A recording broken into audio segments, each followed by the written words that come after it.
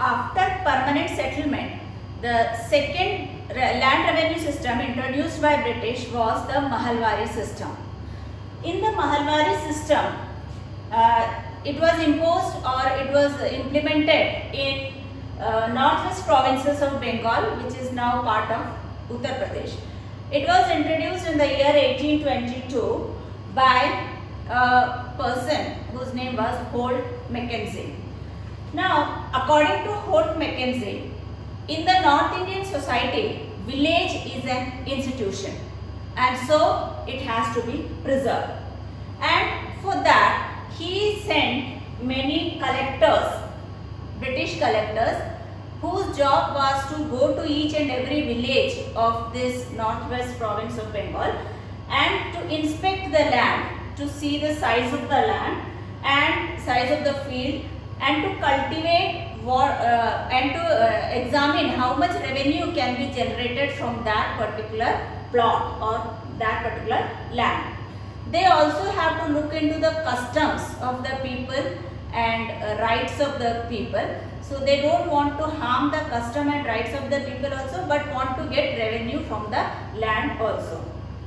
Now, after examining the revenue which they can get from each and every small plots, the revenue from each plot was added up.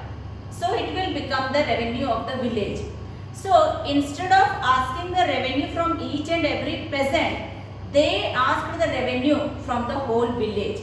Since the village was called as Mahal in those areas, that is why this system is called as Mahalwari system.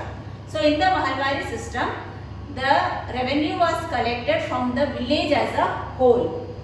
And unlike permanent settlement, in this system, the revenue assessment will be done periodically and the changed revenue system will be implemented from time to time. They have already seen that in permanent settlement, even when the zamindars got more revenue, British were not able to extract more revenue from the zamindar. So in this system of Mahalwari system, they thought that the revenue will not be fixed permanently, it will be revised. So from one village, total revenue will be collected, it will be revised.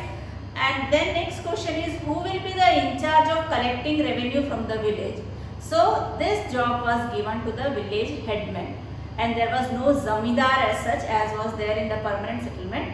It was the village headman who will collect the revenue from the whole village and give it to the British. So this is all about Mahalwari system, which was introduced in northwest provinces of Bengal. Now there was one more system which was called as Rayatwari system, which was introduced in South India.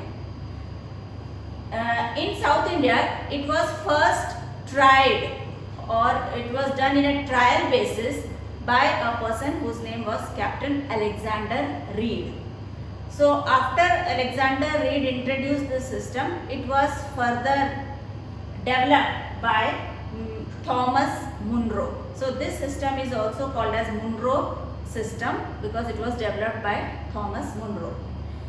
Now Thomas Munro and Alexander Reid, both of them found that there is no traditional zamindars as such in South India.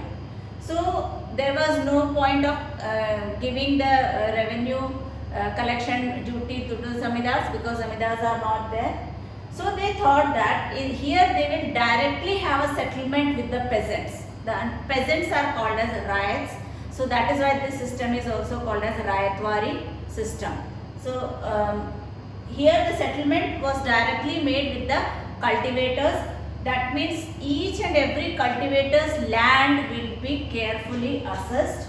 Their field will be surveyed separately, and then a revenue will be fixed from each and every land. So different peasants will have different revenues to pay according to the size and productivity of their land. This way, the British thought that they will have a direct contact with the ryots and they will try to understand the problems of the ryots and they will act as fatherly figure for these ryots. That is why it's written British would act as paternal father figure, and they thought that they will try to protect the ryots under their charge. So this way, this Rayatwari system or Monroe system was introduced in South India. But as there were problems in permanent settlement and Mahalwari system, similarly there were problems in Rayatwari system also. Everything did not went well as the British thought, because in the greed to get more and more revenue, the revenue officials who fixed the revenue from the riots, they fixed a high revenue from the riots so that they can get more from the riots. And these riots or the peasants were not able to pay the revenue which was demanded by the revenue officials. So these riots fled the countryside. They were forced to leave the village, and those optimistic officials who thought that this all system will improve the productivity of land or improve the agriculture, nothing of that sort happened, because all the systems introduced by the British, whether it is permanent settlement, Mahalwari system or Rayatwari system, everything failed because of high revenue demand by the revenue